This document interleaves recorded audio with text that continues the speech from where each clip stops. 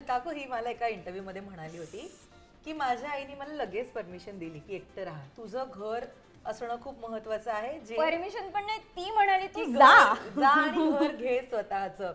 So actually ना आपल्या घरच्यांच्या सपोर्टशिवाय खरंच कुठल्या गोष्टी पॉसिबल नाहीयेत. तिने आता बहिणीबद्दल सांगितलं, अनुबद्दल सांगितलं, बाबांबद्दल सांगितलं.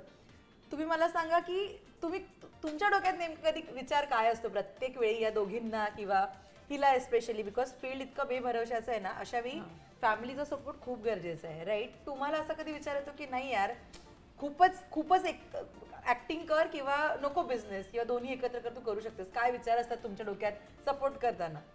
मी पहिल्यांदा सायकोथेरपिस्ट असल्यामुळे पहिल्यांदा मी मानसिकतेने त्यांना घडवलं, पहिल्यांदा त्यांची मानसिकता घडवली.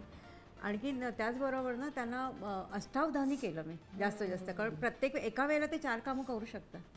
पूर्वीपासून त्यांची ही आहे की उलट शाळेमध्ये वगैरे सांगायची की ती ह्या क्लासला जा, त्या क्लासला जा, त्यांना वेळ कधी मिळतो. मी त्यांना सगळ्या कलांमधनं वगैरे क्लासेसला वगैरे न्यायची. त्यांना आवड होती आणि त्या स्वतः मी लादलं नाही कधी, पण त्यांना आवड होती आणि ती मी पूर्ण करायचा प्रयत्न केला. इव्हन मिलिटरी स्कूलला पाठवलं तेव्हा सगळे आईला म्हणत होते कशाला लांब सोडतेस, हॉस्टेलला कशाला, मिलिटरी स्कूल कशाला. पण मला असं वाटतं तो टर्निंग पॉईंट होता आयुष्यातलं. तिथे जे आम्ही घडलोय, इतक्या स्ट्रॉंग इंडिपेंडेंट झालोय की आता काहीही आलं समोर की आमचं असं असतं की वी विल मॅनेज, आपण करू शकतो.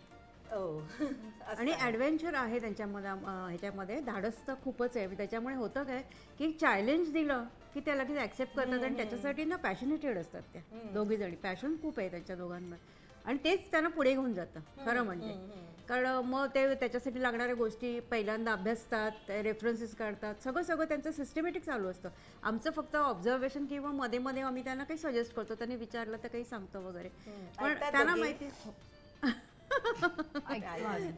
आम्ही सांगतो ऐकणं का नाही ऐकणं, सोडायचं का सोडायचं. आई आणि नेहमी आम्ही कोणी विचारलं तर मी भांडता का नाही, आम्ही संवाद साधतो, सुसंवाद म्हणतो आम्ही. सुसंवाद, विसंवादातला संवाद असं आमचं असतं. काकू तुम्ही ओरडता म्हणजे एखादी गोष्ट चुकली तर किंवा ऐकलं नाही तर ओरडता ना? आपण. आणि हे जे छोटे छोटे डोळे आहेत ना ते असे मोठे मोठे होतात.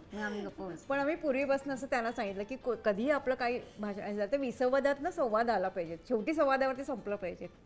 सो ती तिघं जण आम्ही मेंटेन करतो. त्याच्यामुळे घरातलं वातावरण असं आनंदी, आणखीन एकमेकांची मस्करी, खेळीमेळीचं वगैरे.